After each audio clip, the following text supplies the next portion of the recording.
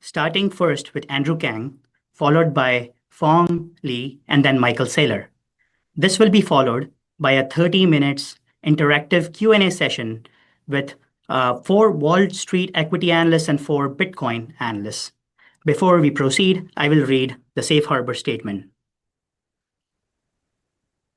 Some of the information we provide in this presentation regarding our future expectations, plans, guidance, and prospects may constitute forward-looking statements, including, without limitation, our guidance with respect to earnings and our KPIs contained in this presentation.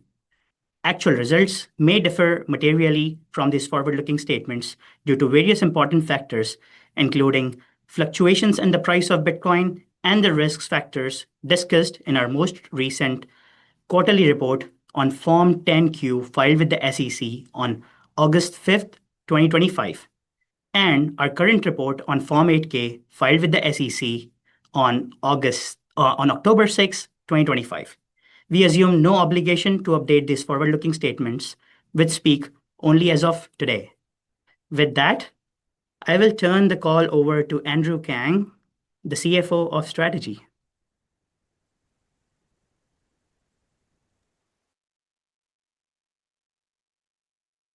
Thank you, Shirish. I'll start with some highlights for the quarter. We now hold 640,808 Bitcoin, or over 3% of all Bitcoin ever to exist.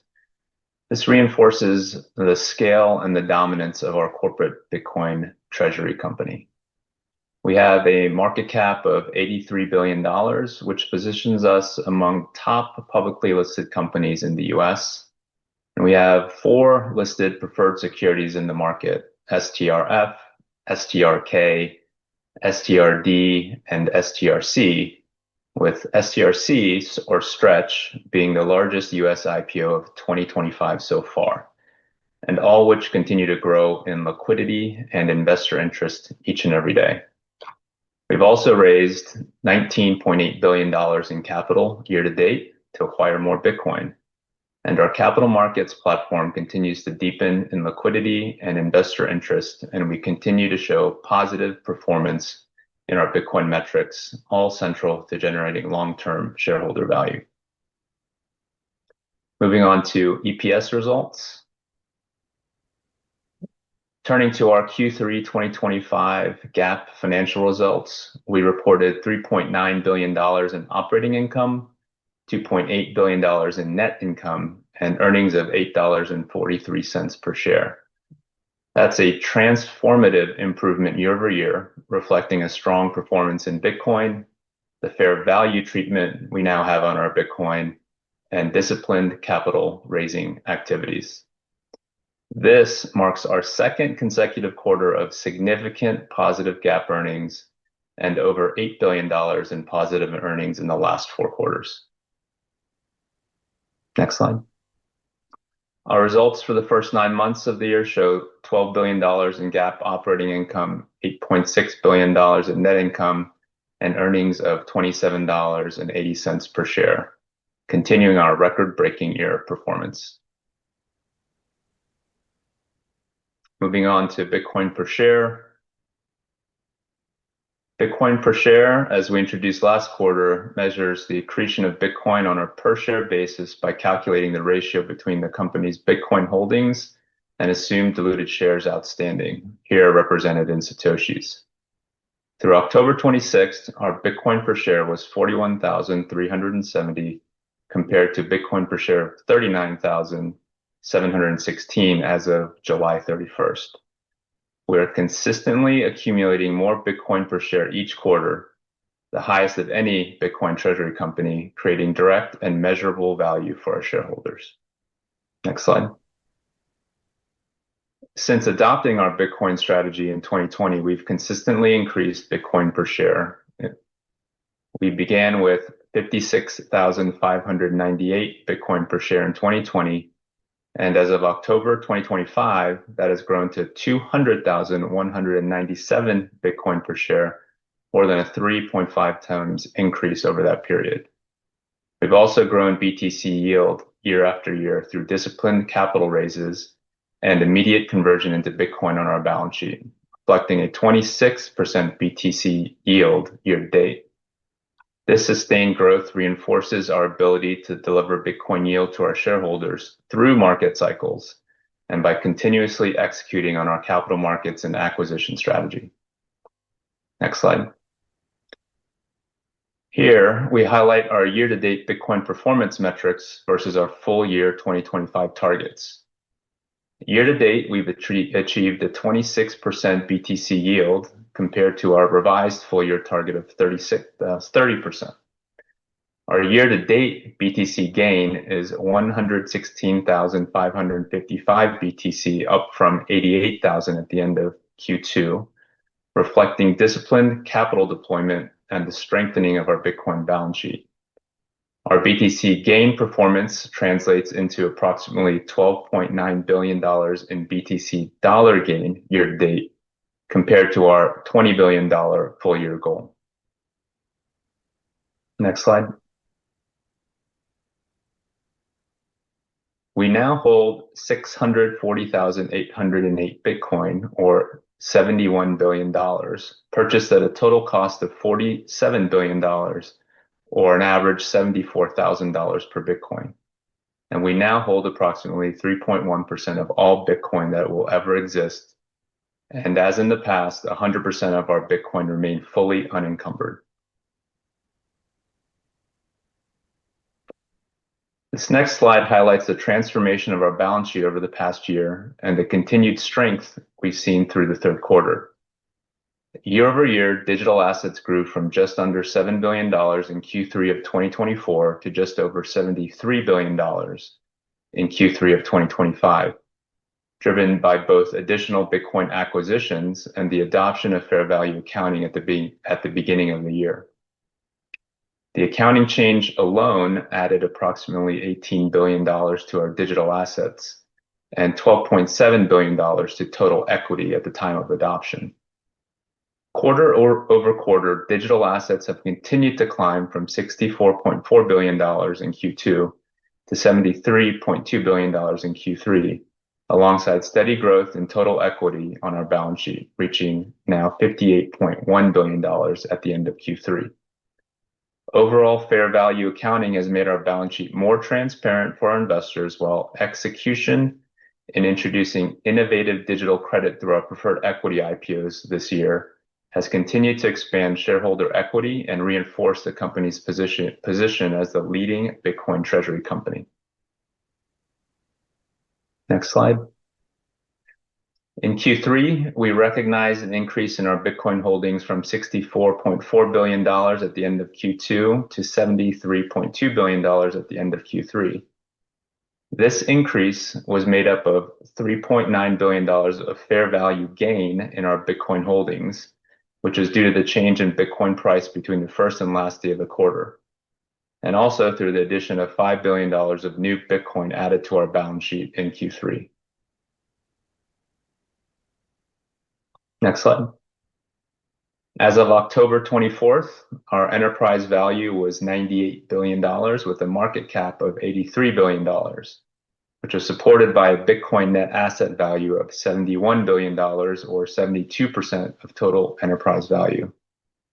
Our $8.2 billion of convertible debt is equal to just 11.6% of our total Bitcoin NAV, and the $6.6 billion of prefs represent just 9.3% of our Bitcoin holdings.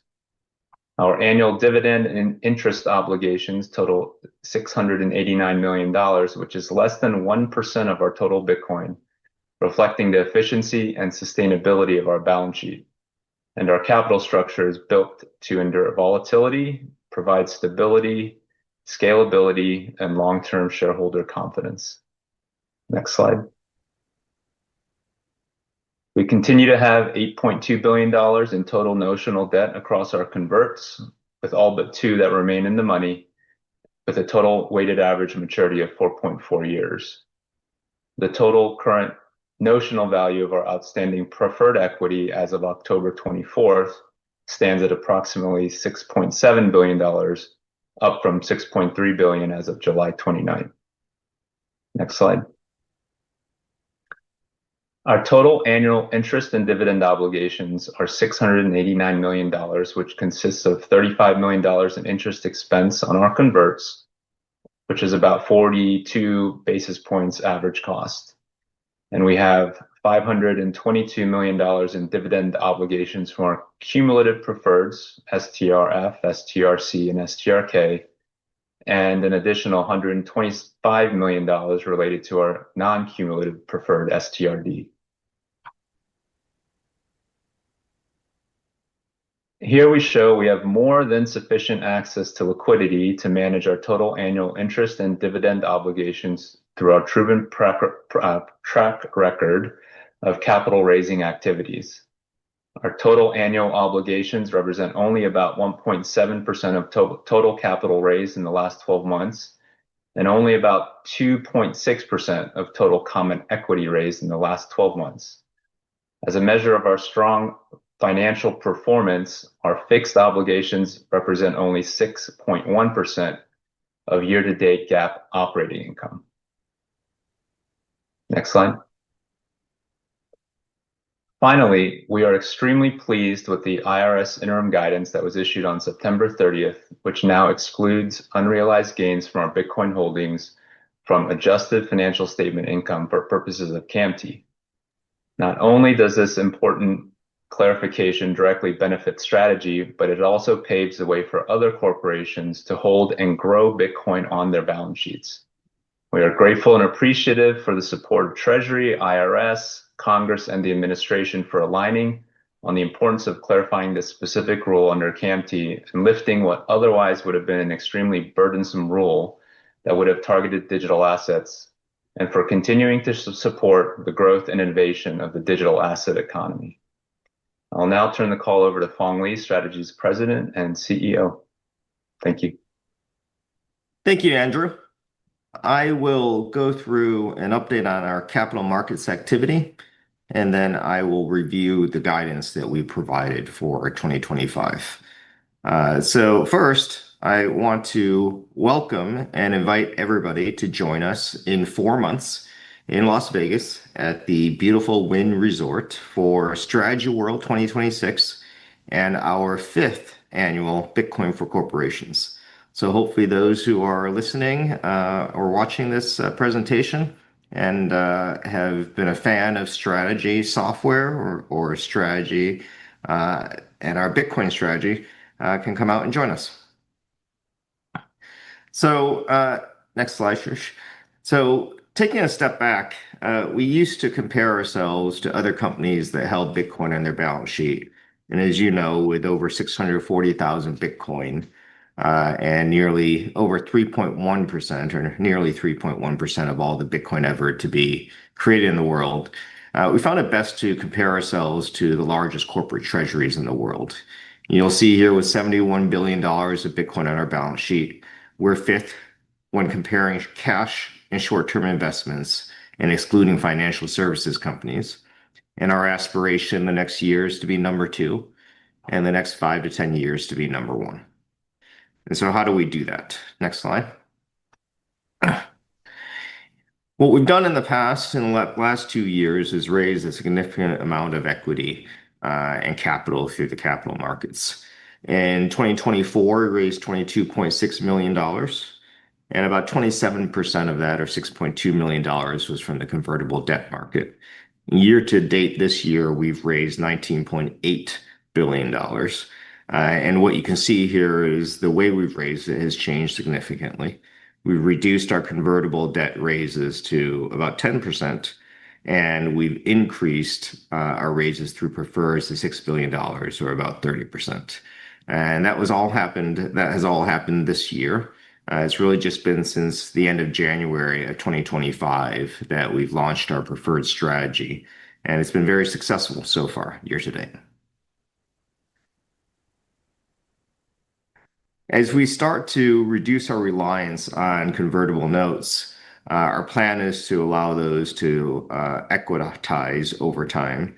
And based on the earliest potential equitization dates, you'll see here that by 2029, we'll have no more convertible debt on our balance sheet.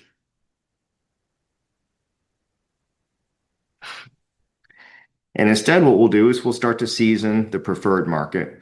You'll see through the course of this year, through 4 IPOs, and as Andrew mentioned, the largest IPO coming 3 months ago with STRC or Stretch, we've been able to raise $6.7 billion through the preferred market.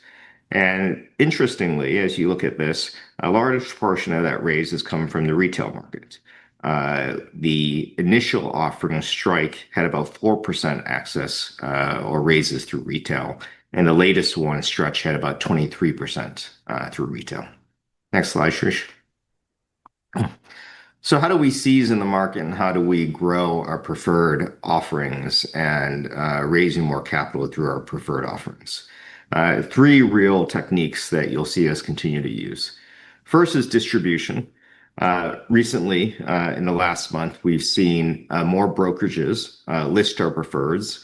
Robinhood listed each of our 4 preferreds in the last month, and we've seen significant volume and liquidity through Robinhood. And they listed those as the first ever preferreds on the platform because of demand from other folks that were on Robinhood. We're also going to continue to distribute through wealth management, broker-dealers, RIAs. Morgan Stanley participated in our latest preferred, which gave us significant access to their wealth management channel, retail customers. And we'll start to work with different banks and financial institutions to explore other types of products, potentially ETF wrappers and structured finance products that have our preferreds underlying them. We're doing more and more in terms of field marketing, industry conferences, leverage finance events where we seek access to customers and buyers who are interested in credit and debt products. We're also doing more and more teach-ins, so just feet on the street, meeting with financial advisors, brokers, RIAs, and family offices. And last is you'll see more digital marketing. Right? You're already seeing us provide some information and advertise some of our preferreds, namely Stretch on social media and X. We plan to have even greater presence on YouTube, traditional media, potentially, channels like Wall Street Journal and Bloomberg. We continue to use our strategy.com website and our strategy app, which if you have not downloaded it, I suggest you do so, and more presence on interviews and podcasts. So these are 3 different ways we'll continue to create distribution and awareness of our credit instruments.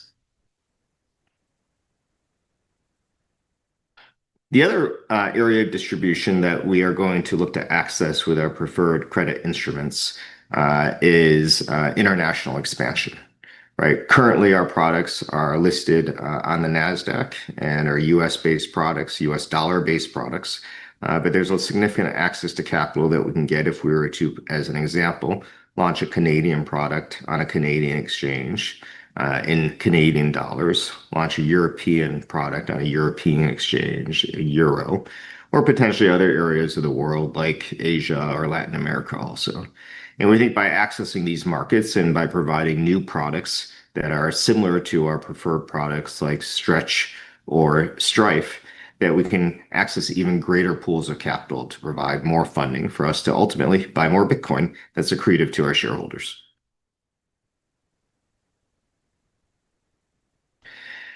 We announced this week on Monday that we have now the first ever published rating of a Bitcoin treasury company by a major credit agency. S&P assigned us a B- issuer credit rating to Strategy. And we think this is a big milestone, not just for Strategy and for Bitcoin treasury companies, but a big milestone for Bitcoin in and of itself.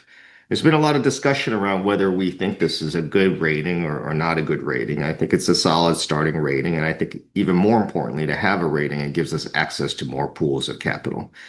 So what does a B- rating mean?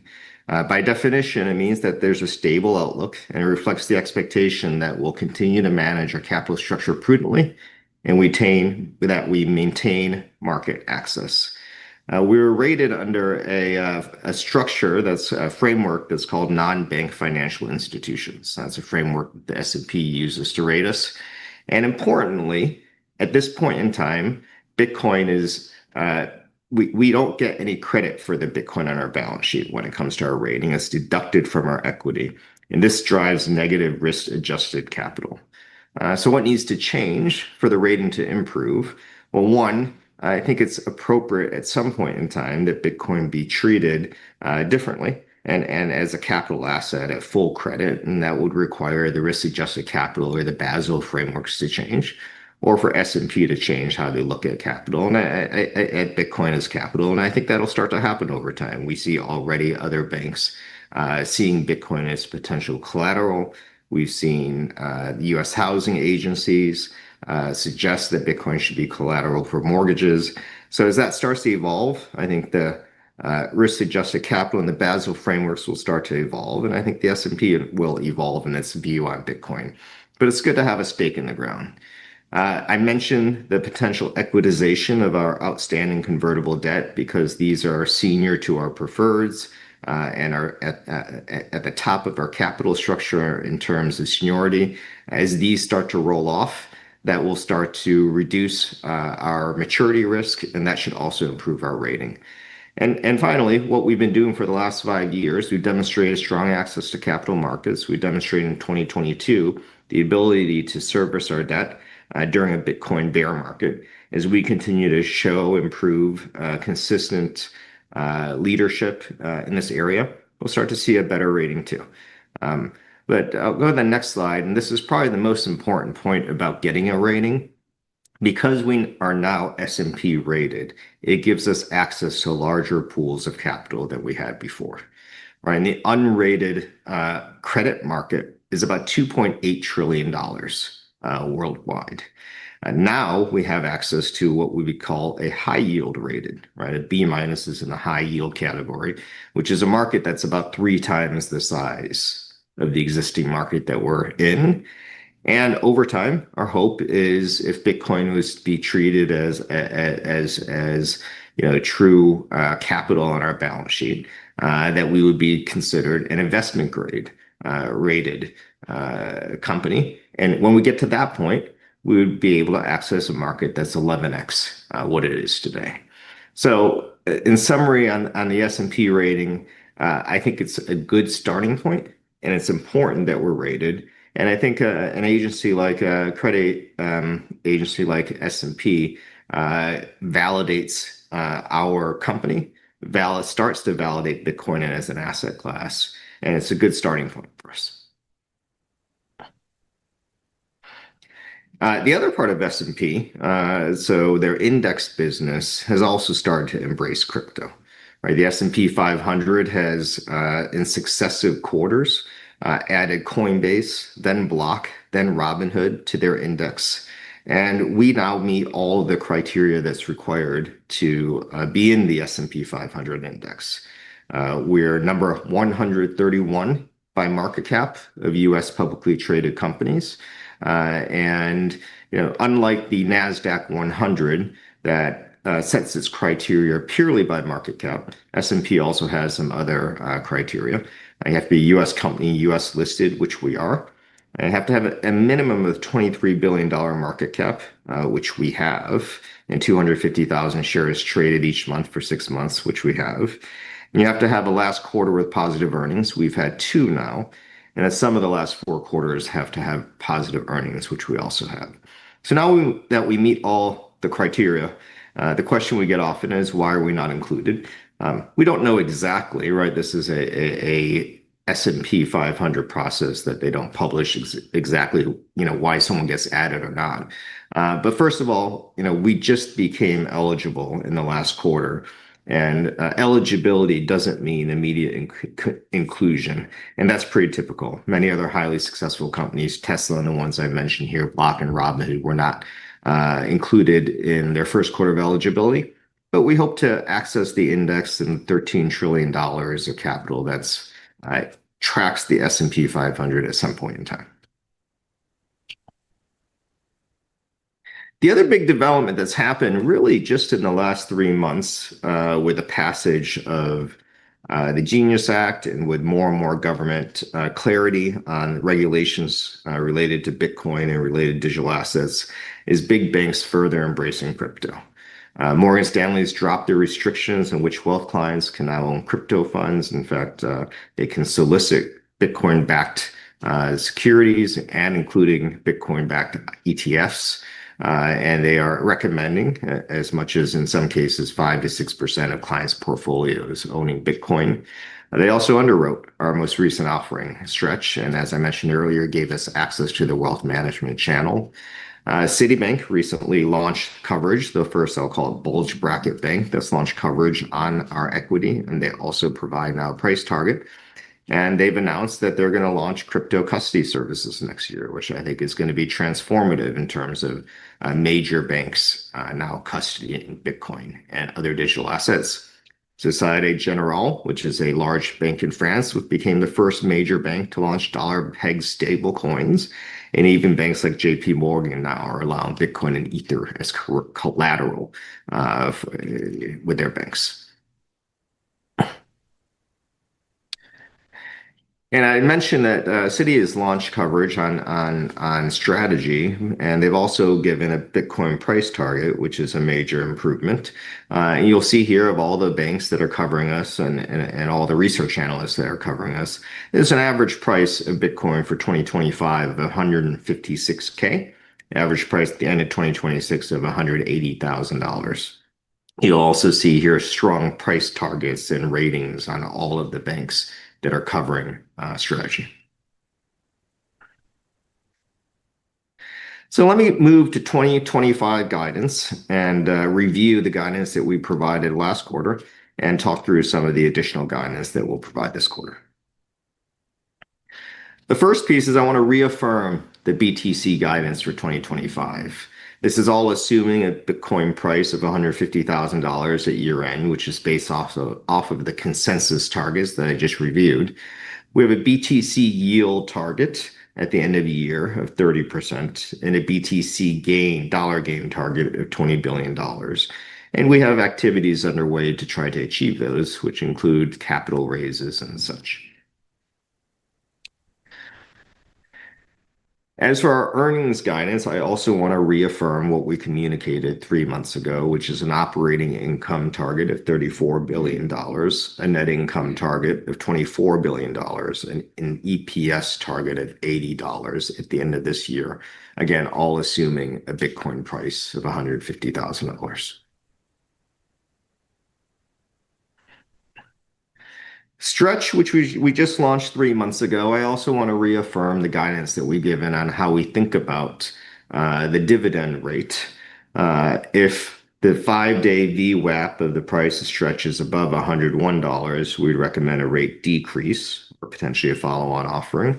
If the 5-day VWAP is between $95 and $99, we'd recommend a 25 basis point rate increase to get the price, to try to get the price of Stretch within our target price range of $99 to $101. And if the 5-day VWAP is below $95 at the end of the month, we would recommend a 50 basis point rate increase.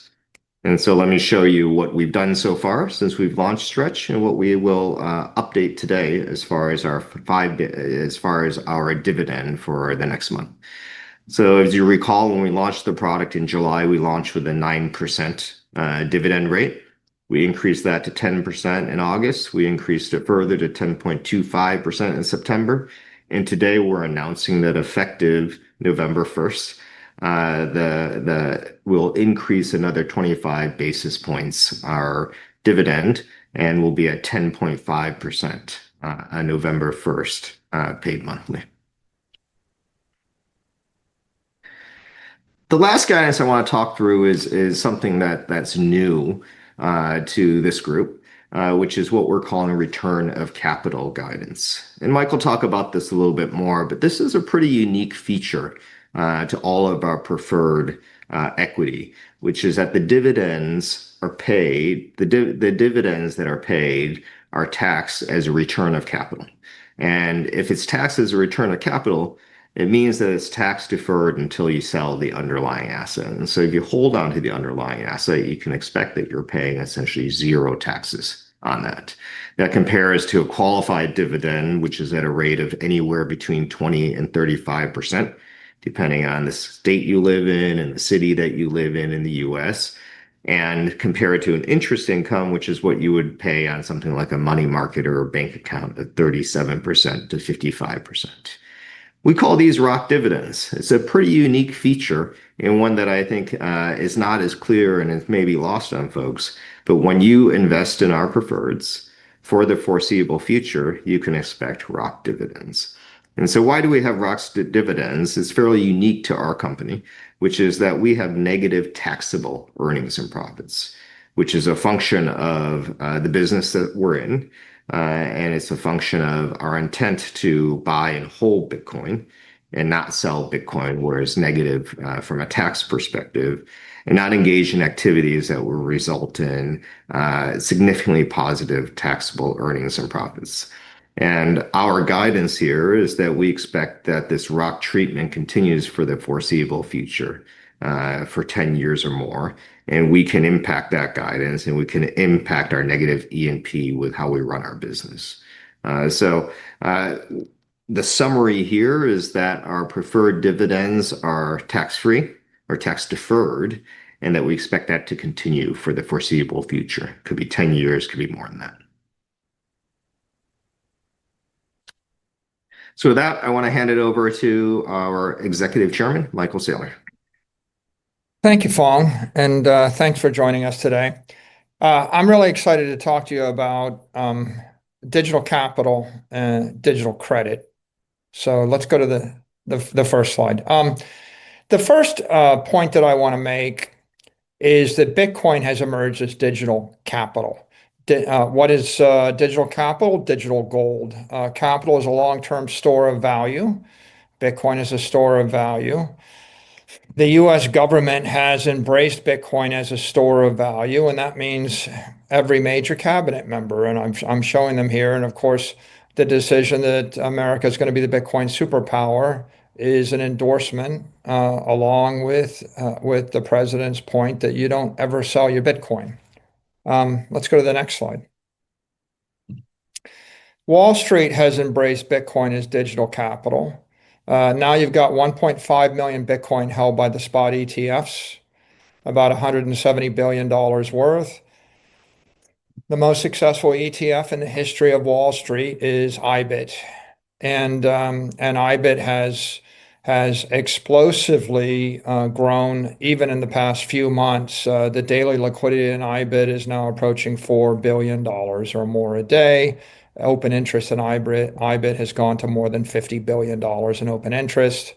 And so this is wildly successful. Next. Public companies have embraced Bitcoin as digital capital. We were the first public holder of Bitcoin. Then there were 2, then there were 4. About a year ago, there were 60. Now there are 200 plus publicly listed companies holding Bitcoin. That's more than 1 million Bitcoin, and it's about 116 billion in value. I've got a few metrics here on this slide that show just the scale of the Bitcoin market. It's a $2.3 trillion market cap. It's $58 billion of daily liquidity, $76 billion in BTC open interest in the derivatives market, and it's backed by 26 gigawatts of power. That's 26 full-on nuclear reactors. And the hash rate keeps going up. We're now up to 1100 exahash. And you have 30% of all voters in the United States that are registered, of the registered voters that are crypto holders. The industry crypto is 3.9 trillion, and there's 700 million crypto users, and of course 300 million Bitcoin holders. So this is a global movement at this point. Bitcoin is the capital asset at the center of the entire crypto industry, and it is traded on 1,000 exchanges. Next. Now, what do you do with digital gold? Well, what do you do with gold? You issue credit on gold. For 300 years, the Western world ran on gold-backed credit. Bitcoin is digital gold. What we've realized is that the killer application of digital capital is digital credit. And Strategy enables a wide variety of securities based on that digital capital. What you can see here is that the baseline is IBIT. IBIT is digital capital in an ETF wrapper, and it's got a 53% return on average for the past 5 years. And the volatility's 38% right now. Now, what we have done is created 4 digital credit instruments that strip the volatility and extract or distill the performance out of IBIT. So Strike's volatility is 28, and it gives you a 9% effective yield and some upside. Stride's volatility is 16. It gives you a 13% effective yield. Strife's volatility is 14, and we extracted a 9% effective yield. And of course, what we're doing is we're extracting a certain type of risk, or we're mitigating, stripping off a bunch of risk. We're extracting a yield. We're damping the volatility. And the largest piece, or the greatest piece of financial engineering we've performed, is Stretch, which has converted that 38% volatility into 8 and extracted that effective yield of 10%. And of course, as you can see, since we damped the volatility, there is sort of a conservation of energy or a conservation of volatility in the thermodynamic universe. And so where does the volatility go? It goes to the equity. So the volatility that we strip off of BTC accrues to MSTR. And of course, the performance and the opportunity that we strip off of BTC also accrues to MSTR.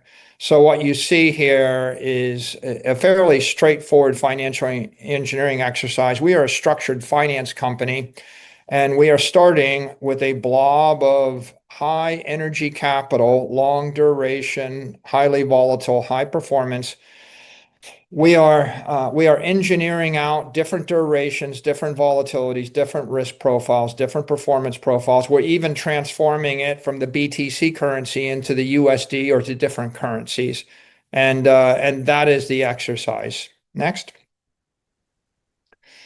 Now, this chart shows the economic landscape we work in. Here you see Bitcoin's performance of 53% over 5 years. Almost double the Mag 7. You can see gold performed 15% a year. It's slightly edged out the S&P at 14%. S&P is the conventional cost of capital. Real estate is underperforming the S&P dramatically in this time frame, only up 6% a year. Money market instruments, those short duration treasuries in the US, on average have provided 3% performance a year. And mid-dated to long-dated bonds are -3. Strategies equity is +83. And of course, all of our financial engineering is based upon taking advantage of a lower cost of equity and a lower cost of credit, and then using that in order to acquire Bitcoin, which then accrues to the benefit of the equity holders. Let's go to the next slide. So let's look at our products. Strike. Strike is structured Bitcoin. It's convertible preferred, so it has some upside via the equity component. 33% of Strike is equity.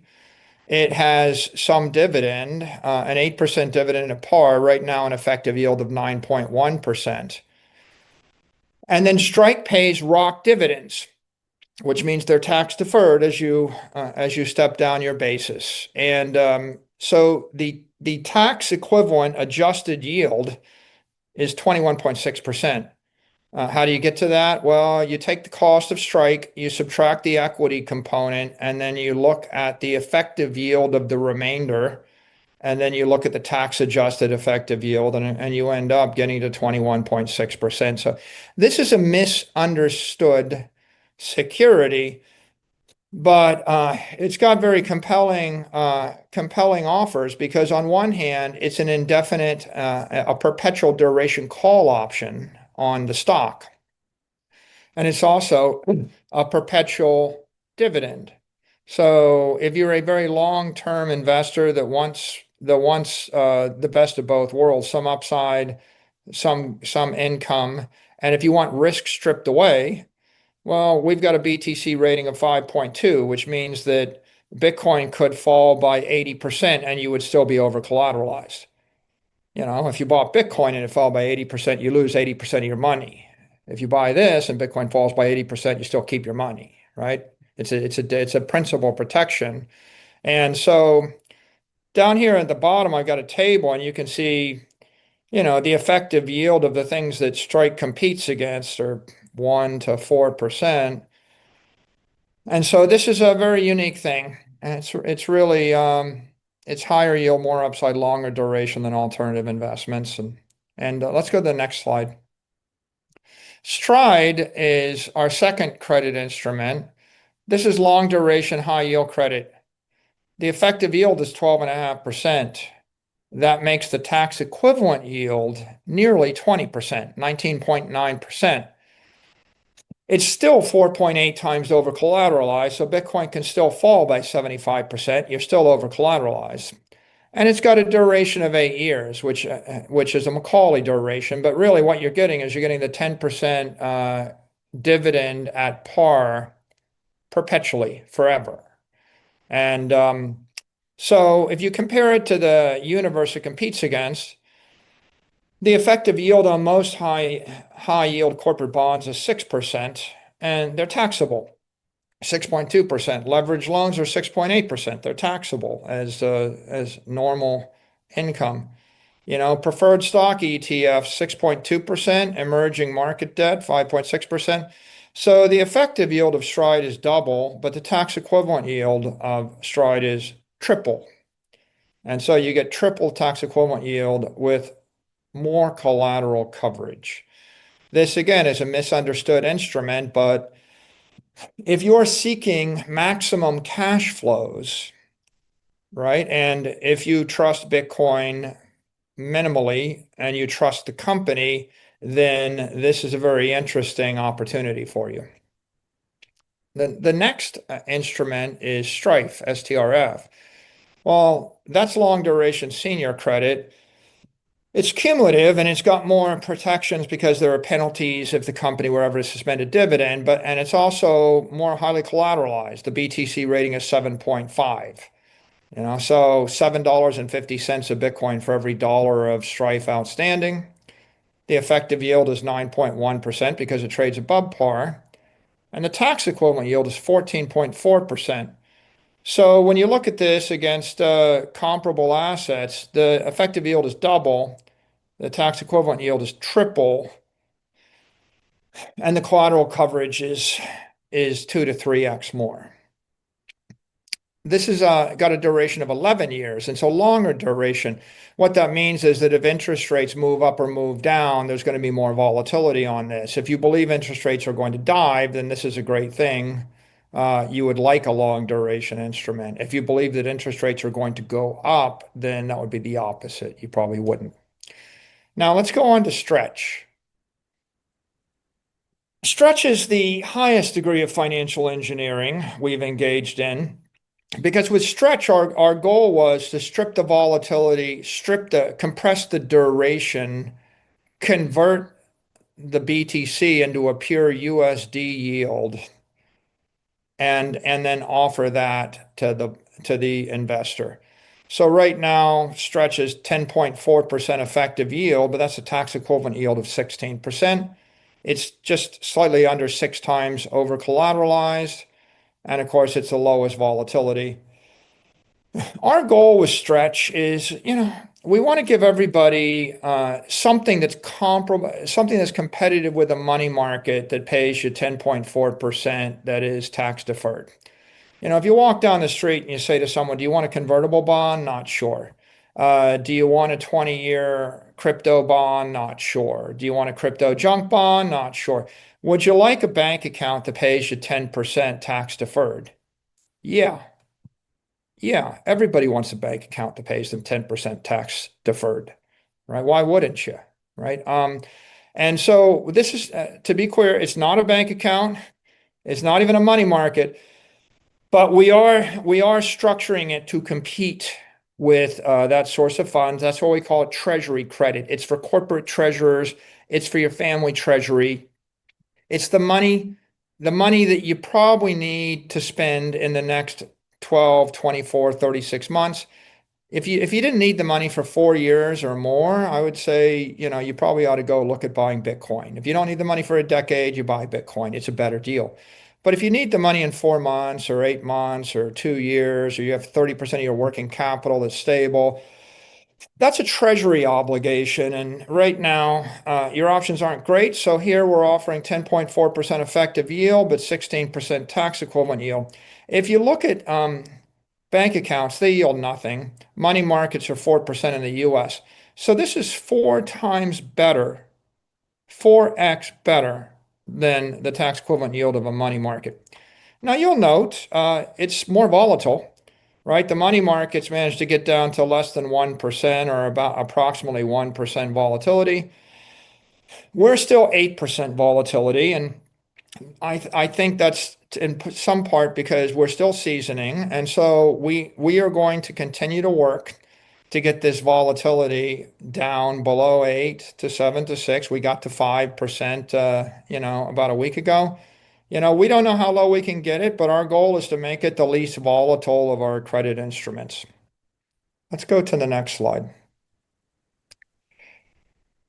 Fong spoke about return of capital. The point that I want to make is, ROC dividends have been around. This is settled tax law since 1910. Return of capital has been around since 1910. You'll find hundreds of companies that have issued dividends that are return of capital. You'll find oil pipelines, natural gas companies, real estate companies, etc. We just happen to have a very compelling business model. The treasury business model allows us to have much greater visibility to return of capital than if you were just a REIT or you were a gas pipeline or something. And so the difference really is it's 0% upfront dividend tax rate versus 20 to 30 or 30 to 55. And if you got your money in a money market and you live in California or in New York City, it's a pretty heavy tax load. And so presumably New Yorkers or San Francisco dwellers, when they start to look at this, are going to find it to be pretty compelling. The fact that we expect this to continue for the next 10 years means that we're not just announcing that this quarter is a return of capital.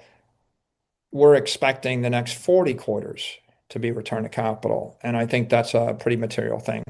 Let's go to the next slide. Now, all of those credit instruments have one impact. They amplify our Bitcoin exposure. So right now, Strategy has 11% leverage, 21% amplification. Okay, amplification is the leverage that comes from debt plus the improved performance that comes from equity.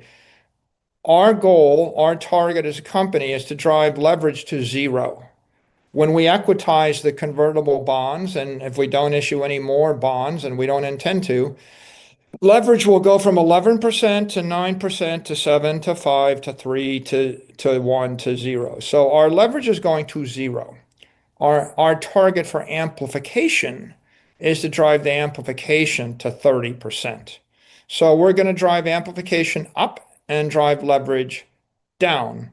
And of course, here you can see on this chart, if we run at a 30% amplification level, what naturally happens is your 200,000 Satoshis per share become 560,000 Satoshis per share over 10 years. That's a BTC factor of 2.8. That means that we actually perform 2.8 times better than an ETF. That is the source of the premium and the equity. That is the value that's being created by the digital treasury model. And of course, the value creation is a function of the amplification. When you increase leverage, you increase risk. But when you increase amplification, you just increase value creation. So if we get to 30% amplification, then we may very well go to 35 or 40% amplification because we're doing it with digital credit, and digital credit doesn't have the risk profile of debt. Let's go to the next slide. We are at a historic point. We're kind of at an inflection point, we believe. Our multiple to NAV, MNAV, has been trending down and has been trending down over time as the Bitcoin asset class matures, as the volatility decreases. The volatility, by the way, is decreasing in part because of the growth of companies like ours, the maturation of the Bitcoin treasury industry. It's decreasing because of the success of IBIT. It's decreasing because the derivatives market onshore has grown dramatically. The derivatives market in IBIT has gone from 10 billion to 50 billion. And so people are using those derivatives to damp volatility, and that's very good for the asset class. It's very good for the industry. In the near term, it's resulted probably in some pressure on our MNAV, but we think that over time, as the credit investors start to understand the appeal of digital credit, they're going to want to buy more, and we're going to sell more and issue more credit. And as the equity investors start to appreciate the uniqueness of the Bitcoin treasury model, and especially the uniqueness of our company and our ability to issue digital credit worldwide at scale, we think that that's going to drive an appreciation of the equity. Next slide. Why am I so enthusiastic about digital credit? Well, there are 7 innovations in digital credit that make it better than traditional credit. So I'm going to take you through the 7 things. First of all, traditional credit, like a mortgage, well, it's built on a depreciating house or a depreciating warehouse.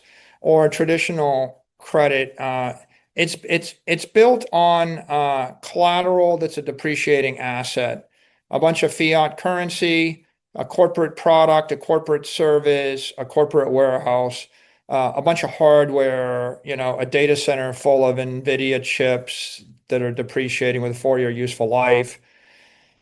That is collateral, which is collapsing. It makes it hard to pay a higher yield when you have depreciating asset. But our collateral is Bitcoin, is digital capital, and Bitcoin is an appreciating asset. So whereas $10 billion of warehouses are most valuable the day they're built, $10 billion of Bitcoin is only going to get more valuable, not less valuable. And so that digital capital is the first big innovation.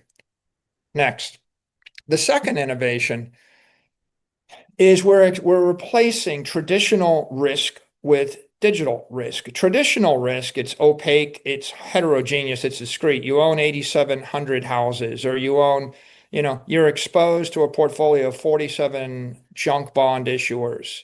And maybe they're fine, but then there's a tariff, or there's a trade war, or there's a competitive change. Or maybe there's a strike, or maybe an airplane crashes, or there's a COVID lockdown. Whenever you have these kind of conventional real world issues, you have a discrete explosion of risk, a forest fire, an earthquake, or a change in a political regime, or a change in tax rates, or a change in customs duties. So traditional risk is opaque, it's heterogeneous, it's discrete. On the other hand, digital risk is transparent, it's homogeneous, it's continuous. You can go to our website and we update the risk model every 15 seconds. And so it is completely continuous. We update the price of Bitcoin. We update the volatility of Bitcoin on a continuous basis. We update the BTC ratings. You can plug in your statistical models into them. And of course, all the risk is based upon your outlook of BTC ARR, BTC vol, BTC price, and BTC rating. So digital risk is something where you don't have to wait for a year for a credit rating agency to publish a new report to tell you whether your favorite airline or your favorite, restaurant chain is riskier or less risky. With digital risk, you can literally plug into the website and you can recalibrate and calculate your risk every 15 seconds on Saturday morning. And that's a big upgrade. Now, there's a third innovation in digital credit. Our third innovation is all credit is not created equal. We don't just issue debt. Debt is credit. Bank deposits are credit. When a bank takes your money, they're creating credit, and your bank account pays you whatever they pay you. When you put money in a money market, it's credit. Of course, junk bonds, sovereign debt, mortgage-backed bonds, they're credit, but they're debt. And debt and deposits are liabilities. They amplify risk. If there's a run on the bank, people withdraw their deposits, right? You're going to have a collapse of the entire banking system. When the debt comes due, when your 3-year note comes due, when you get to month 34, everybody goes crazy and loses their mind because the capital is getting called away from you, right? If you have a bad quarter in the 12th quarter and you've got 4-year debt, you amplify risk. The equity collapses, people go crazy. What we've done is use preferred equity. It's not debt. Sometimes people think, okay, well, it's a liability. It's equity. It's actually counted as preferred equity is equity on the balance sheet. It's not debt. It's an asset, not a liability. And so therefore, it mitigates risk. How does it mitigate risk? Well, I mean, the first obvious way it mitigates risk is when you sell $1 billion of bonds, you have to pay them back in 5 years or 7 years or 3 years. When you sell $1 billion of preferred stock, you never pay it back. So there's $1 billion of refinance risk that just goes away. The second way that it mitigates risk is that the dividends are approved by the board. They're not coupons. You miss $1 million of coupon payments, you're in default. Whereas if you're short $1 million, of a dividend payment, you can suspend $1 million. You're not in default.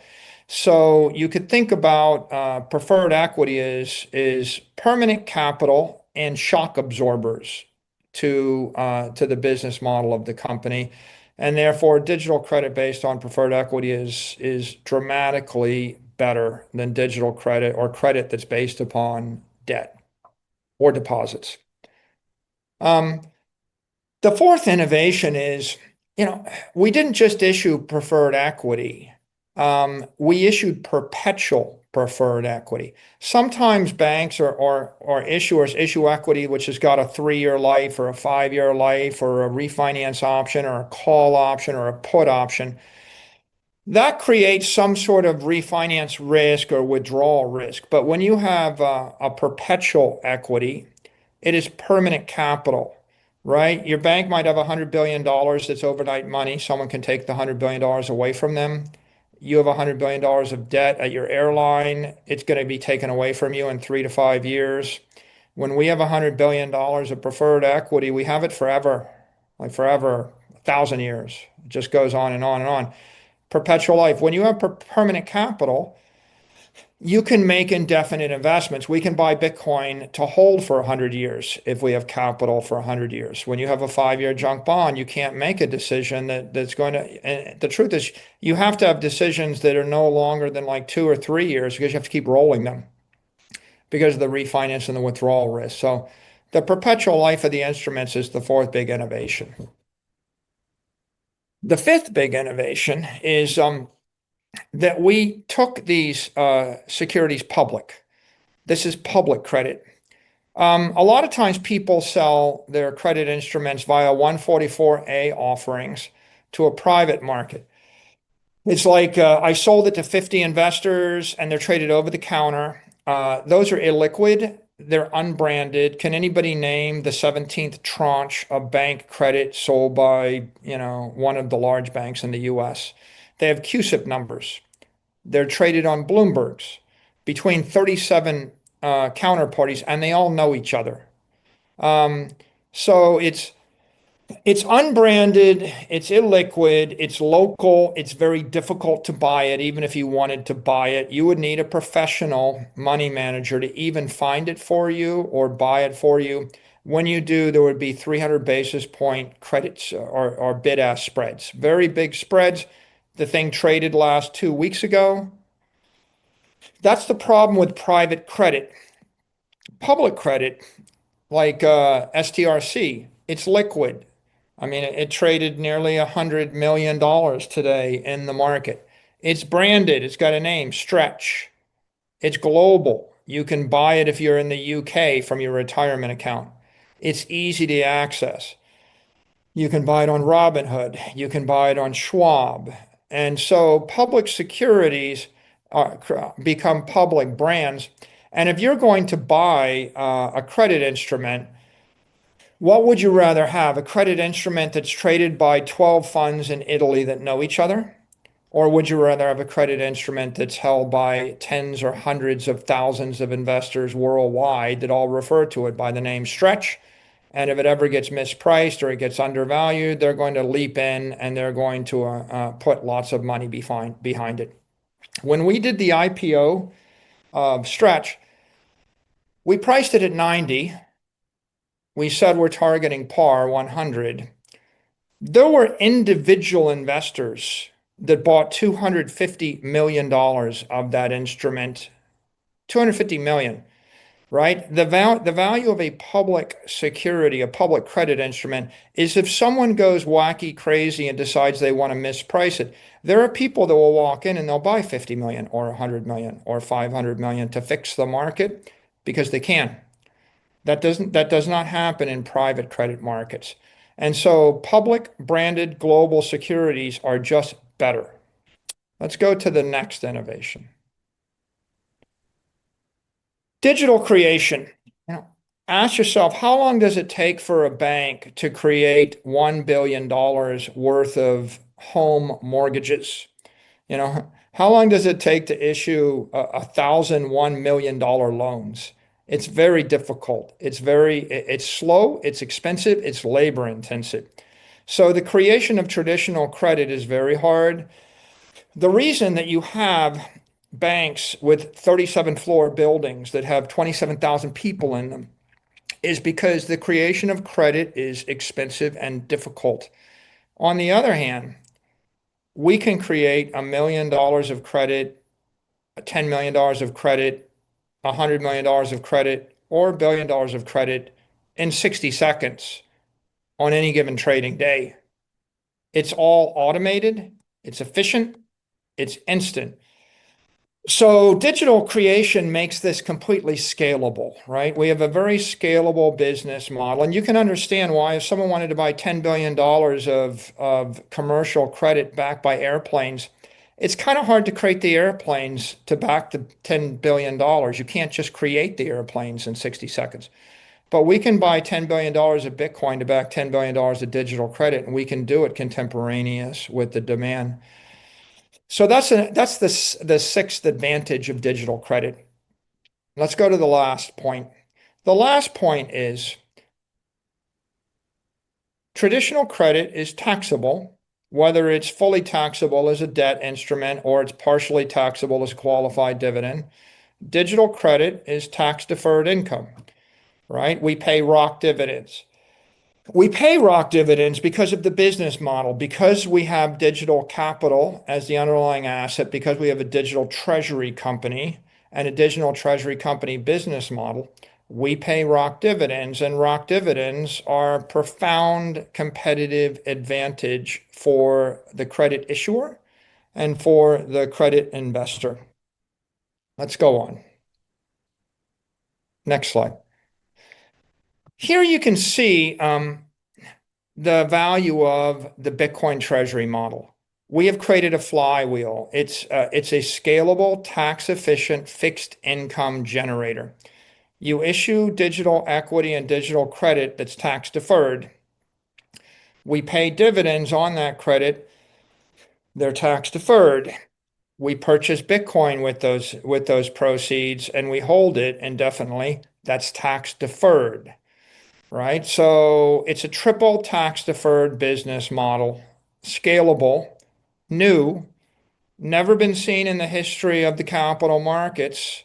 That's why it'll take people a while to get their head around it, but it really is a beautiful instrument once you understand it. Let's go to the next slide. This digital treasury model allows us to create a digital credit factory.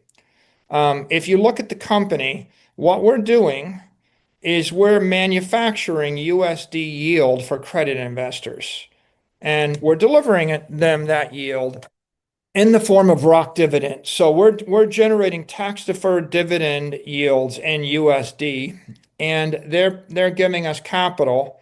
We are then buying Bitcoin with that capital. So we are funding the crypto economy.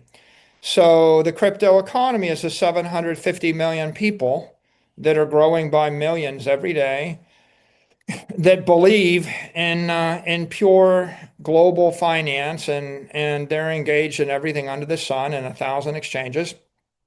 So we fund that economy and they return to us Bitcoin, and Bitcoin is 1/21 millionth of all of the capital in that economy.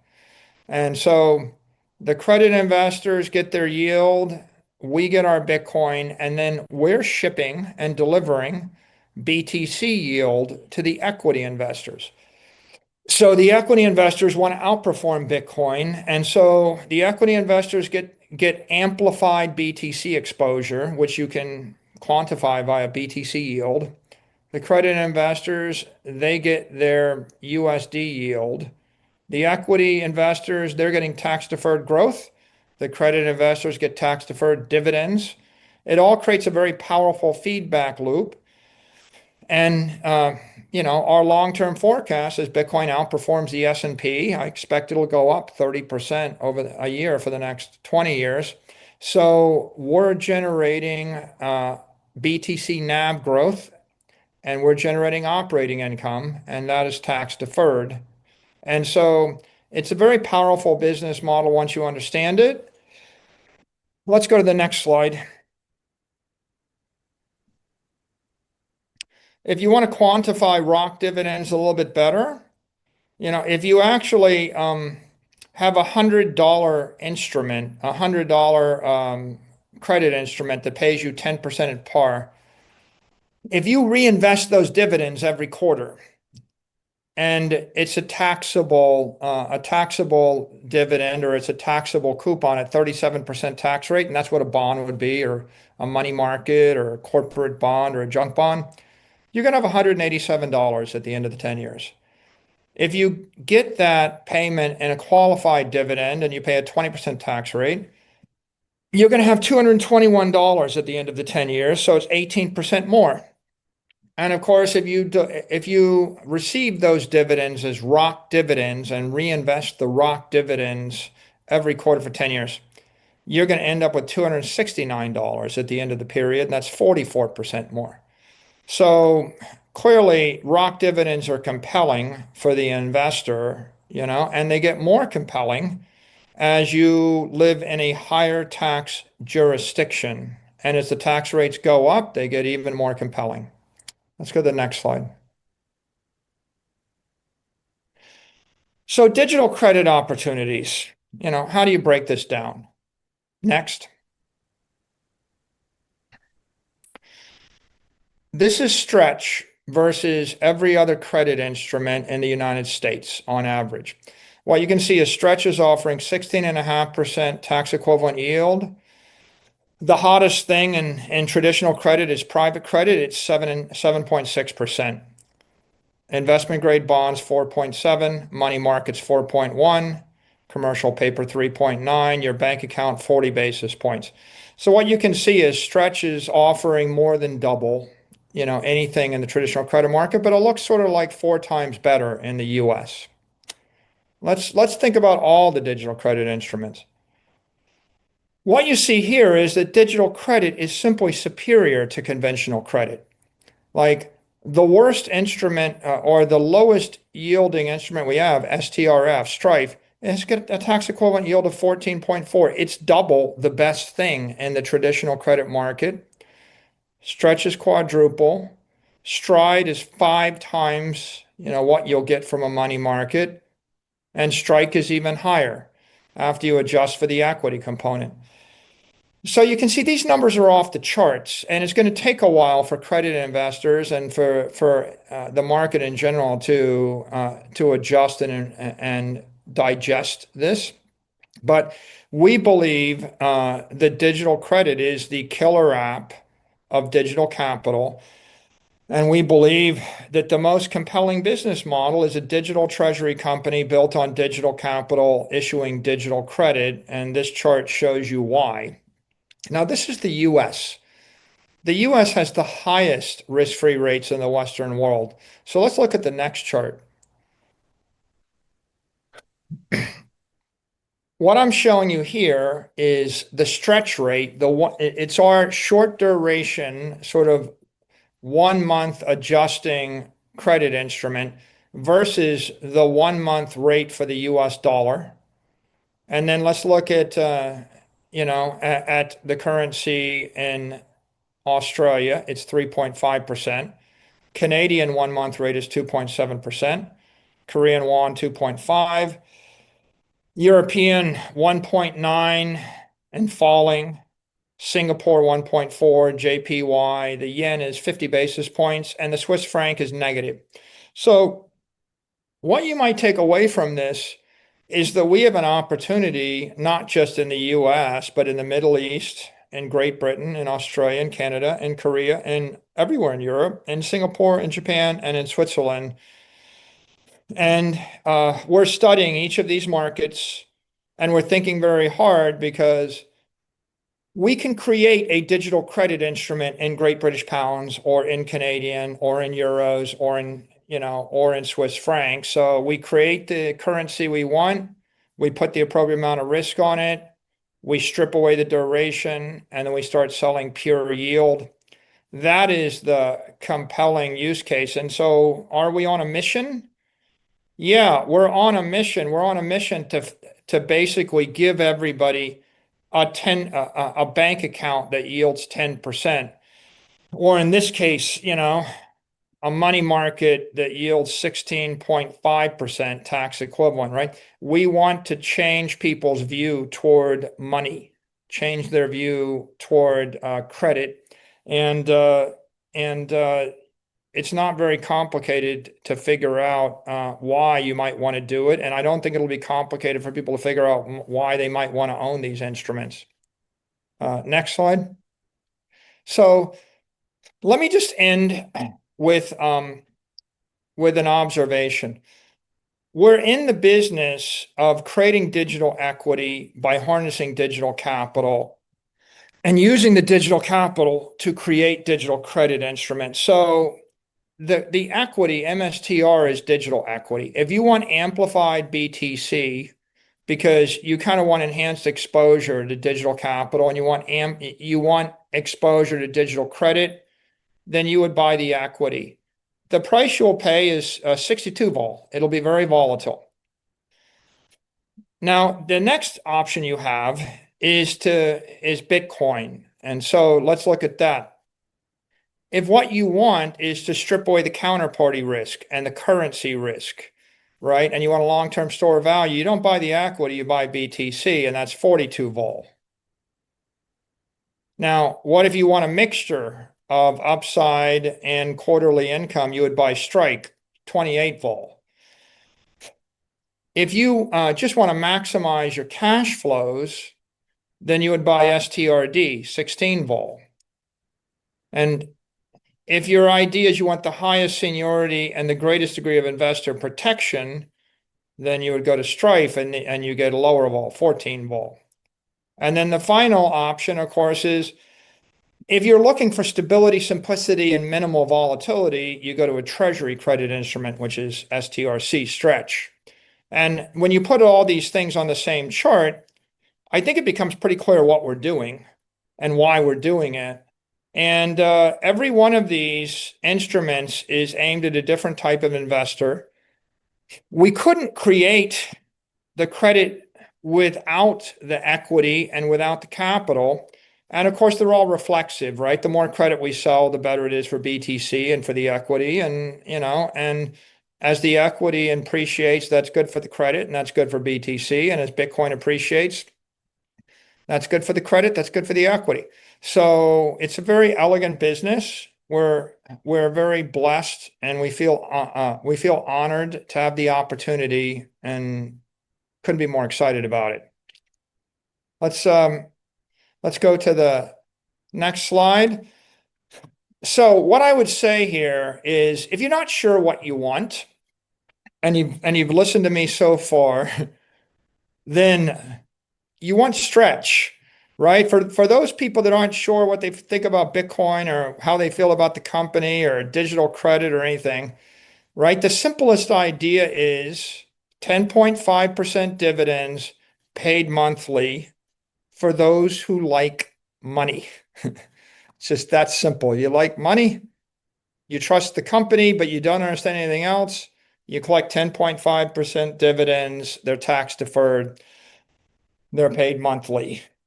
Tell your friends. And I'll just end with our last slide, which is our principles that I want to remind everybody. Our principles are to buy Bitcoin, hold Bitcoin, treat all our investors with respect, prioritize the equity, generate positive yield, innovate with fixed income securities, maintain a healthy, robust balance sheet, promote global adoption of BTC as a treasury reserve asset. And I want to thank everybody for your time and also for your support. We couldn't do it without you. Thank you.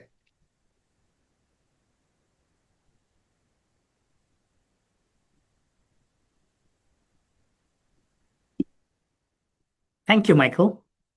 We are now going to proceed to the interactive live Q&A session of our webinar. I would like to invite all of our Q&A guests to come on video, and we look forward to hearing your questions. We'll go one at a time. I'll call your names, and you can direct your question to the management team.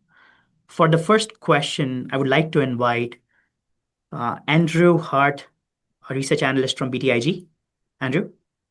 Hey team, thanks for having me on. I appreciate all the details in the presentation as always. So, a lot of our investor questions are focused on the company's ability to pay dividends, especially as the preferred equity strategy continues to grow. Can you just shed some additional color and light on plans to fund those dividends? And then, if there was a period where the MNAV, compressed or was even below 1x, how could that plan potentially change? Thanks and appreciate it. Yeah, I can cover this one. And, Andrew talked about this a little bit earlier. Right now, our dividends and interest on our convertible notes total $689 million annually.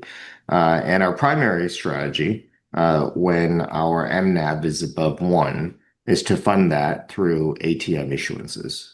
And just to remind everybody, in the last 12 months, we've issued about $27 billion of equity, which means that that's about the $650 million or so is about 2.6% of how much equity we've raised. So we clearly have the ability to raise equity to cover our dividend payments and our interest. Now, the big question is what happens when it becomes dilutive to shareholders to issue equity. And when we're below 1x MNAV, or if we go below 1x MNAV, what would we do? And there are other things that we've explored and talked about. We could sell equity derivatives, we could sell Bitcoin derivatives, and we could sell high basis Bitcoin to cover our dividend needs for our preferreds. What's important when we do those things, and we've talked about it, is we want to preserve the ROC dividends on our preferreds. So we'd have to do them in ways that are avoid positive tax E&P, right? We wouldn't do things like sell equity or Bitcoin derivatives that would cause our E&P to be above 0. We are able to sell high basis Bitcoin potentially at a loss and cause negative E&P and offset that with other Bitcoin that would cause positive E&P.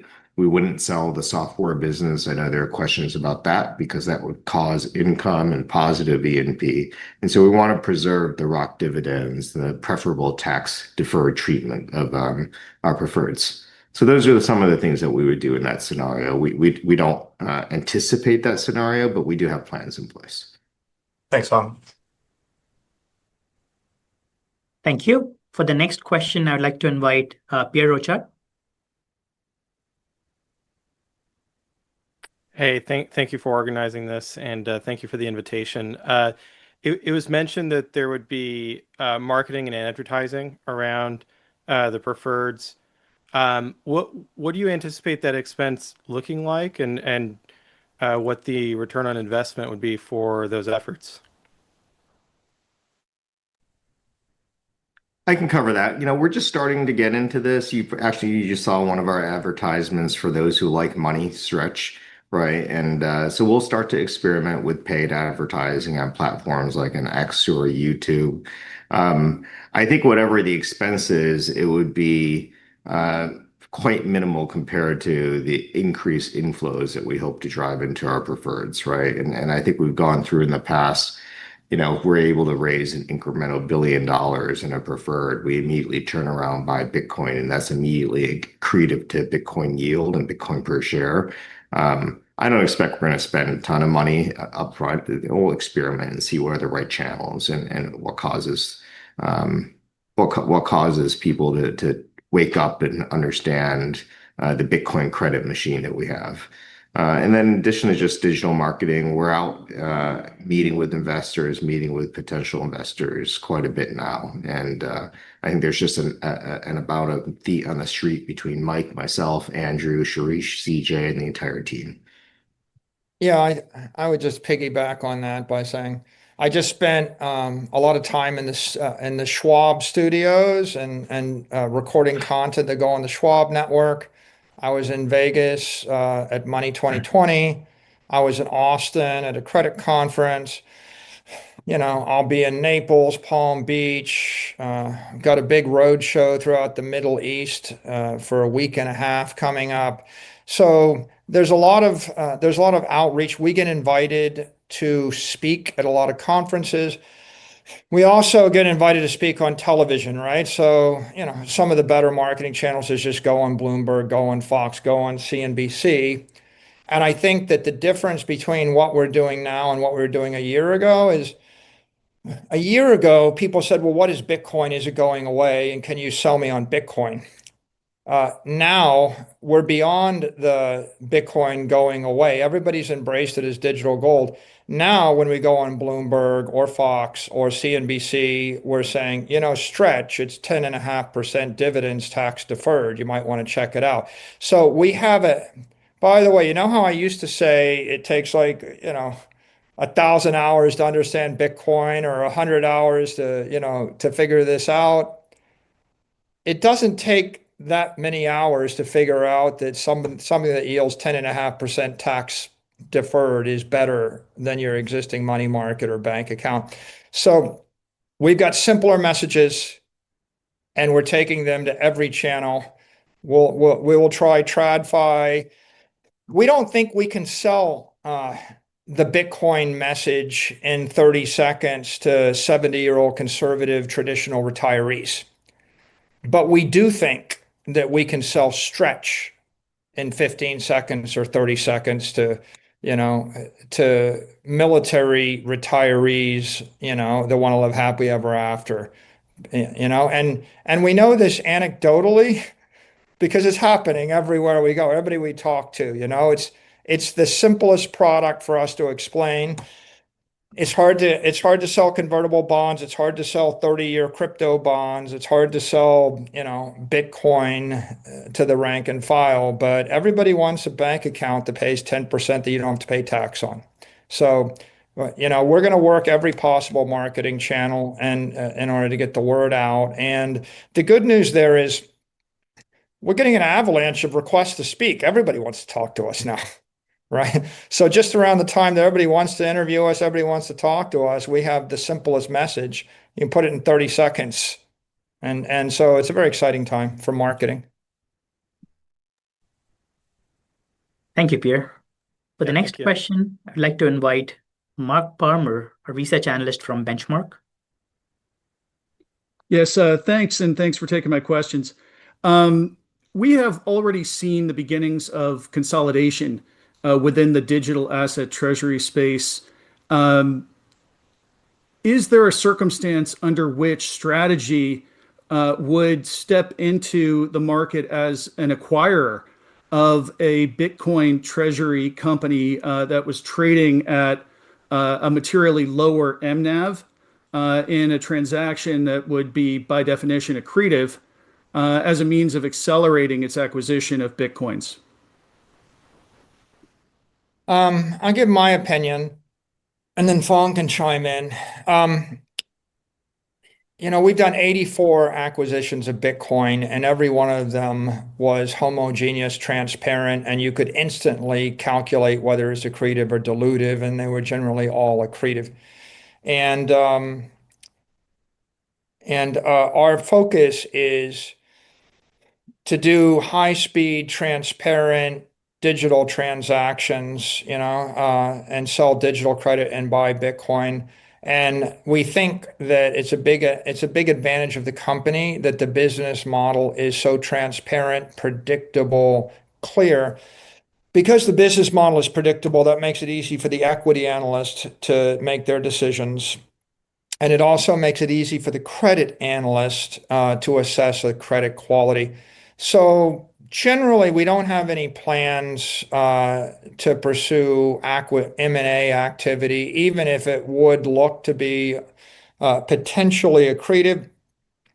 It might be, but there's just a lot of uncertainty, and these things tend to stretch out 6 to 9 months or a year. And an idea that looks good when you start might not still be a good idea 6 months later, and it can be very distracting for the management team while you're either integrating or pursuing those things. So our management team is laser-like focused on selling the 4 credit instruments that we have, and then expanding the reach of our digital credit instruments internationally. And of course, improving the quality of our balance sheet, equitizing the convertible bonds. Those are all the things that we're very excited about. As an operating company, the great thing about operating companies, yeah, you have the option sometime in the indefinite future to do something. And if you're walking down the street and there's $1 billion and you can bend over and pick it up for a nickel, you have the option to do it. And I don't think we would ever say we would never, never, never, ever. But what we would say is the plan, the strategy, the focus is sell digital credit, improve the balance sheet, buy Bitcoin, and communicate that to the credit and the equity investors. Phong, you have anything to add on that? No, I don't have anything to add. I would generally agree with what you said. We've been a software company for nearly 30 years or over 30 years, and software technology M&A is very difficult. There's always something hiding behind what you actually think you purchase. And I think that I would say that the same thing is about acquiring Bitcoin treasury companies.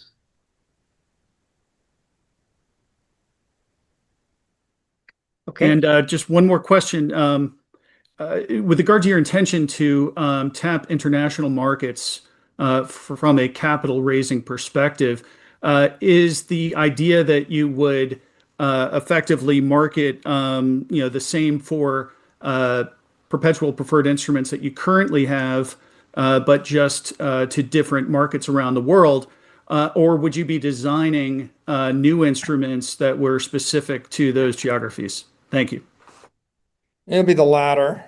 We will design, if we're going into Canada, we would design an instrument that's denominated in Canadian CAD, and we would offer it to Canadian investors on a Canadian exchange. So it'll be a native product, because if you're the investor there, you don't want to take currency risk.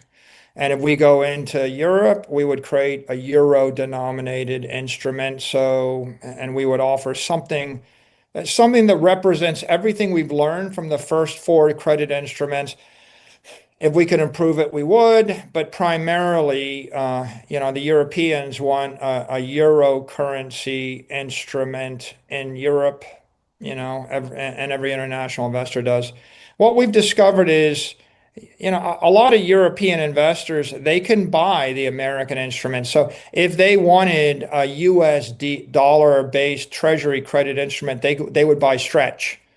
And so they can already get to it. In fact, one of the more pleasant surprises I learned is we accumulated a ton of European and British investors in 2020 because they could buy MSTR and they couldn't buy Bitcoin. So our digital credit instruments are already global. If you want US dollar credit instruments, then you're already buying them globally.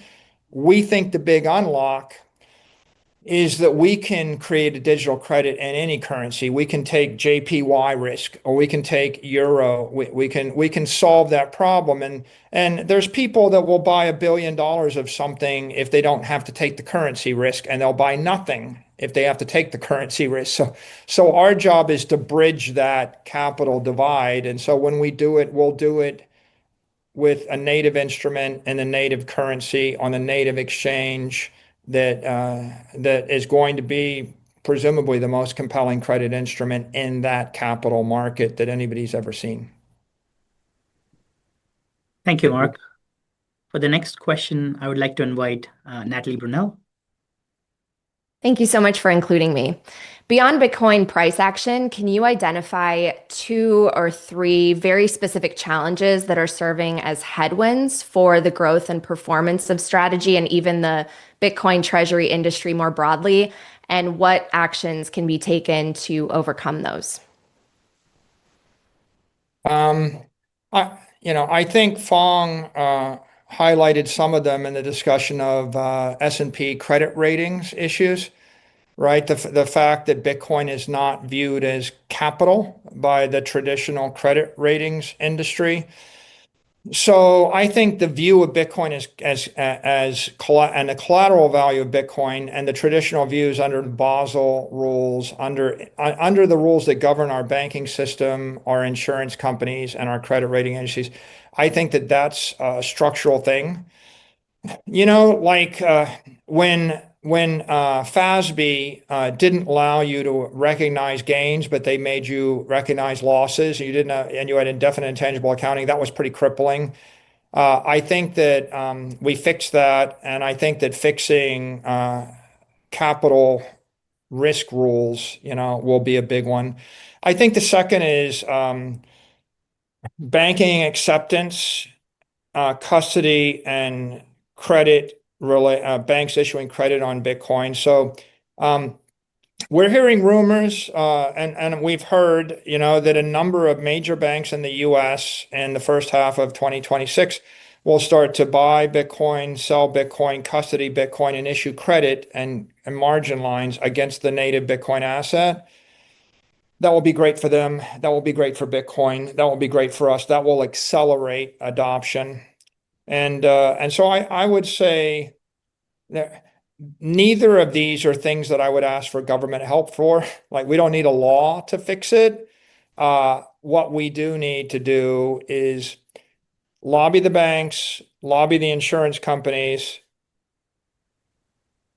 Maybe I should replace that word with educate. Educate the banks, educate the insurance companies, educate the credit rating agencies.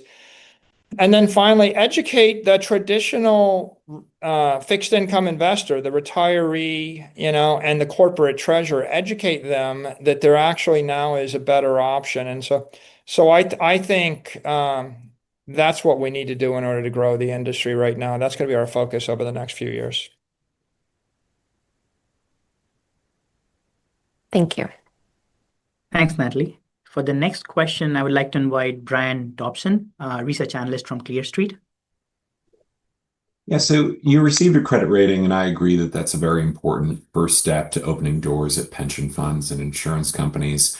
I know it's very early days, but are you already having conversations with those investors? And if so, what's the feedback? And then as a second part to that question, would you have the preferreds and converts rated separately? I mean, I think a lot of investors will probably just infer instrument ratings from the general company rating, but what are your thoughts on that? I can start on that, Brian. We had, before we received a rating, conversations with large institutions, insurance companies, pension funds that said that they could not easily, without significant capital penalties, invest in an unrated instrument, and that they were quite interested in the structure of what we provided, but just couldn't do it. So that was why we went and pursued a rating with a major rating agency, is one of the reasons. So I do think this opens up doors to some of the categories that you just mentioned before.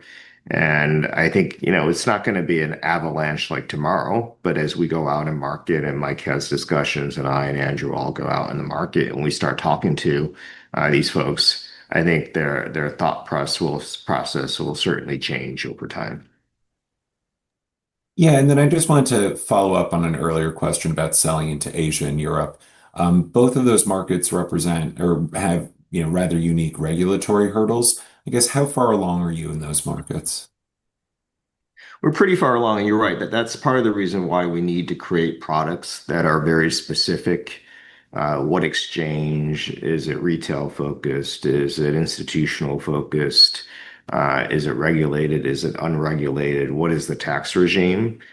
Look, what we've done since the beginning of the year with prefers is we went uphill against a market that wasn't familiar with a Bitcoin-backed perpetual preferred with a return of capital tax structure. And it took us 9 months, and we were able to raise $6.5 billion or $6 billion, right? And because we did that, I think we've sort of cornered this market for a good period of time. I think our ability to go understand the regulatory structures, the tax structures. Yeah, it's harder than in the US, but once we've broken through that, that creates a competitive moat for us to be able to offer products that clearly are superior to what's out there. So we welcome the challenge, I guess is what I'd say. Great. Excellent. Thanks a lot. Thanks, Brian. For the next question, I would like to invite Adam Livingston. Thanks so much for having me. Congrats on the great quarter and the credit rating. The Japanese Bitcoin treasury company Metaplanet has recently announced a share buyback program with the intention of being able to strategically deploy buybacks at times that would increase Bitcoin per share for the equity holders. Would Strategy ever consider adopting a similar program as means to increase Bitcoin exposure for shareholders if MSTR ever trades below a 1x MNAV? Long, you want to start? Yeah, I'll start with that. I don't think there is anything that we wouldn't do that would create incremental Bitcoin yield that increases more Bitcoin per share for our shareholders and preserves our ROC dividends for our preferred holders, right? And so we have an open buyback authorization already. We've done it a long time ago. I think the last buyback we did was 2018 or so. It's not our primary strategy, but it's an option if we were to go down that path. Mike, you want to add anything? Yeah, I would say we're open-minded toward a variety of options. Right now, our preference is to grow the capital base, but if it was compelling enough, we would look at it. Thank you so much. Appreciated. Thanks, Adam. We have two more questions to go. So for the next one, I will invite Lance Vitanza, our research analyst from TD Cowen. Thanks, guys. The 30% BTC yield target for 2025, I'm surprised you maintained it given the recent decel in Bitcoin accumulation. Getting to 30% would seem to require you to raise at least another couple of $2 billion, and we only have 2 months left in the year. You're not going to get there on ATMs alone. Are you currently contemplating a big underwritten transaction, perhaps in an overseas market? Is that sort of how you get to the 30%?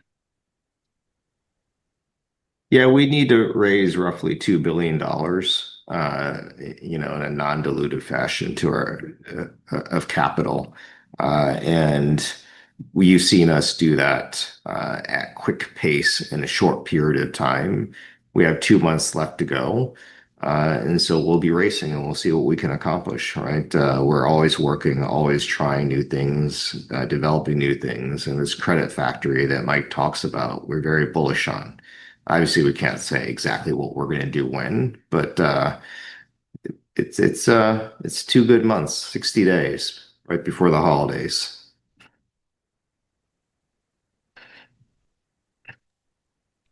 Great, thank you.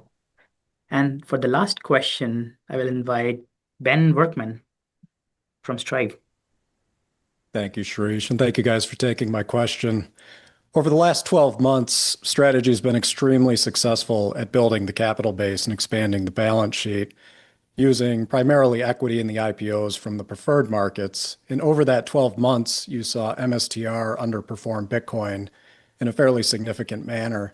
Do you guys view the strategic priorities moving forward as focusing more on increasing amplification and less on expanding the balance sheet?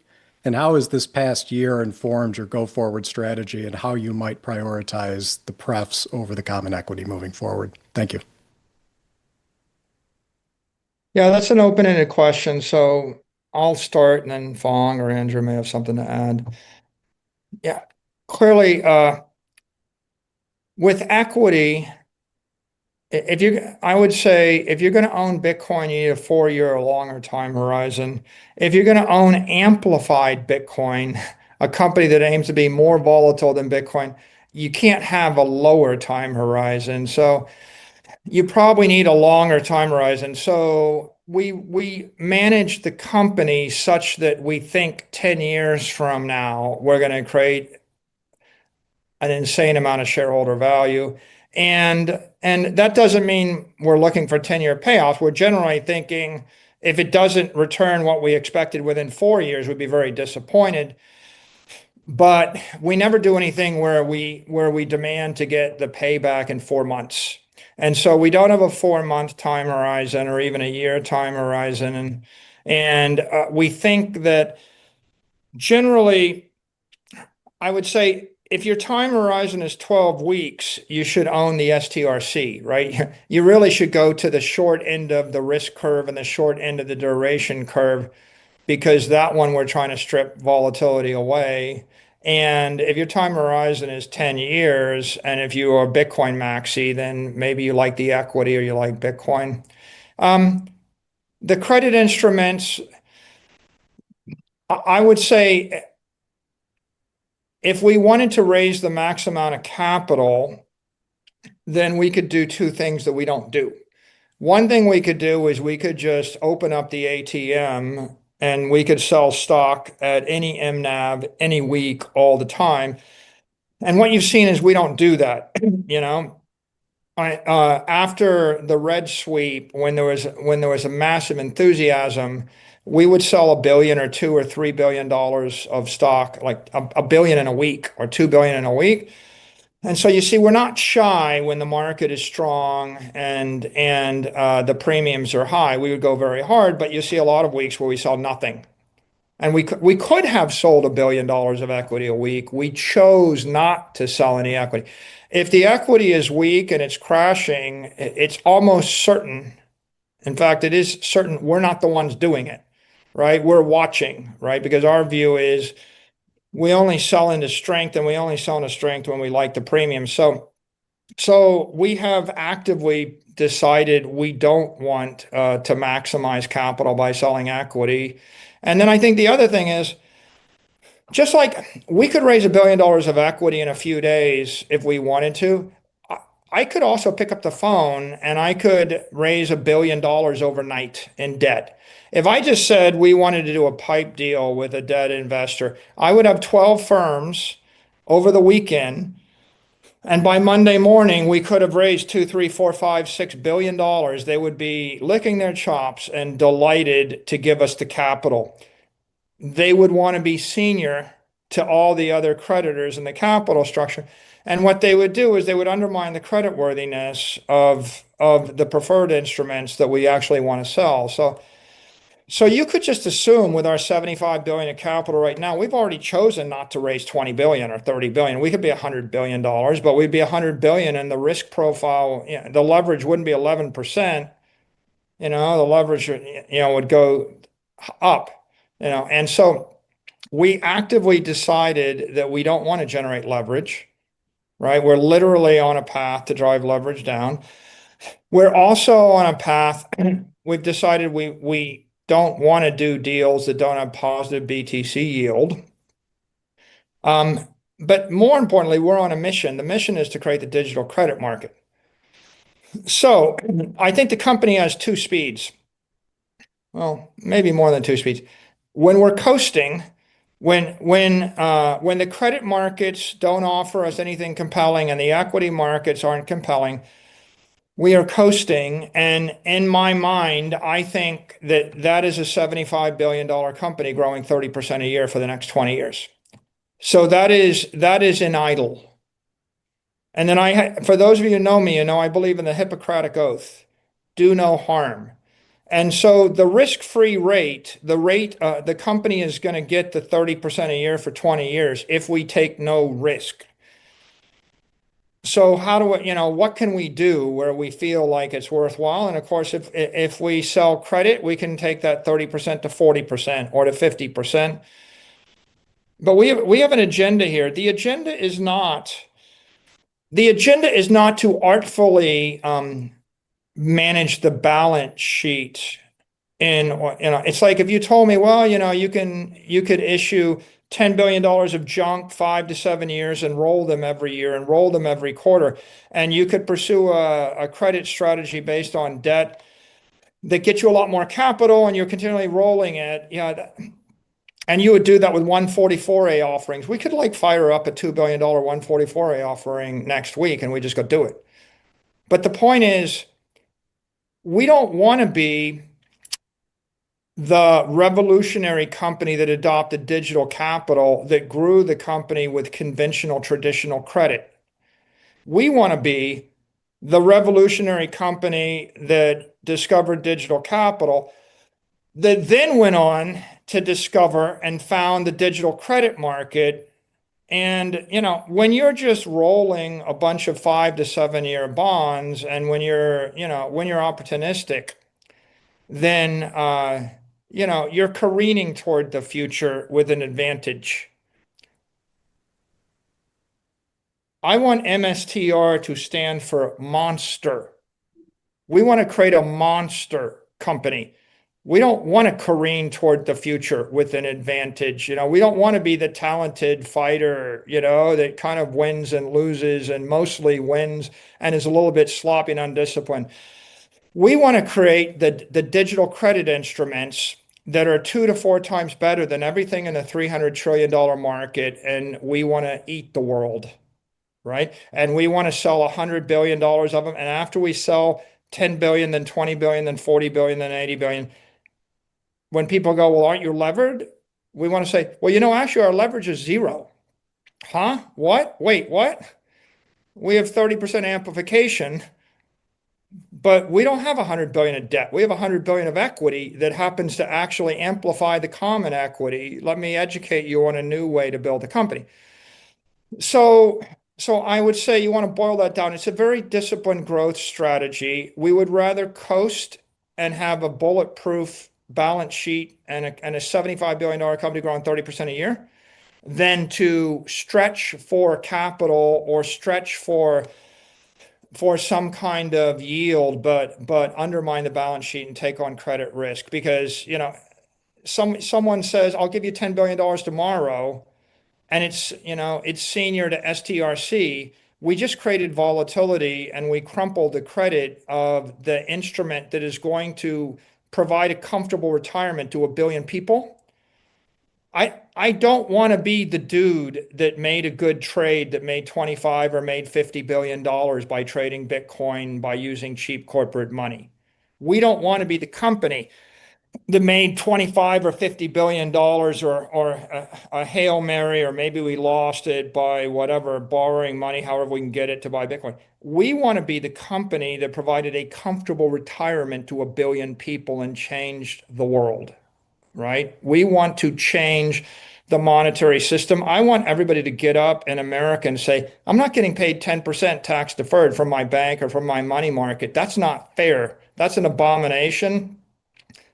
I'm going to tell all my friends that I'm so mad about it. I'm going to go tell my 100 people that I know, they all need to pull their money out of the money market. They need to buy Stretch. And we want to be in a position where we can accommodate that demand. And so what you have is the money that comes easy is always the money that comes with strings attached. And I've learned that over 35, 40 years. And I think that people in the Bitcoin treasury market, they're learning it now. The easy money is the toxic money. What you really want is you want to create a revolutionary new product that solves a problem for $300 trillion of investors and for billions of people. And you know what? When we sell $1 billion worth of digital credit, they're giving us the money forever, and we're taking no credit risk. But the quid pro quo is we're giving them 10% tax deferred, right? And so I would rather pay 10% tax deferred and get the money forever than pay 5% and get the money in the form of a junk bond and pay a taxable 5% coupon, even if you wanted to give it to me. And Ben, you can see the obvious reason why. The world's full of 50,000 companies that will give you the 5% taxable. How many companies are in the world that will give you 10% gleefully, enthusiastically as a rock dividend, and then do everything in their power to actually issue more dividends? So for us, the credit is the product, right? The aspiration or the offering is a comfortable retirement to everybody who's a credit investor. That's the offering. If we can do it by selling equity, we will. But when the equity is dilutive, we won't. And we won't do debt because debt is a conventional credit idea. It's a 20th century idea. I think I laid out with my 7 differentiators for digital credit. We think that digital credit is an inversion of everybody's value system. Every other credit issuer in the world gets up and says, how do I cripple the credit and pay you the lowest coupon and maximize the advantages to my company? And we get up every day and say, how do we create the greatest credit instrument that pays the highest tax equivalent cash flows that's going to be best for the buyer, right? For the investor. So that's the answer to your question, hopefully. Thank you. Excellent. So this concludes the Q&A portion of the webinar. I would like to thank all of our analysts for their questions and all the attendees for tuning in live. We had over 25,000 people across YouTube, X Livestream, and the Zoom webinar. So thank you all for joining in. And I will now turn the call over to Phong for the closing remarks. I also want to thank the analysts for joining us and being on video and asking questions. I want to thank everybody who watched us, our earnings call, and all of our supporters and all of our shareholders out there. And I invite you all to join us in Las Vegas, February 23rd through 26th at the Wynn Resort. And for everybody else, have a great holiday season. And we'll see you in 3 months at our next earnings call. Thank you.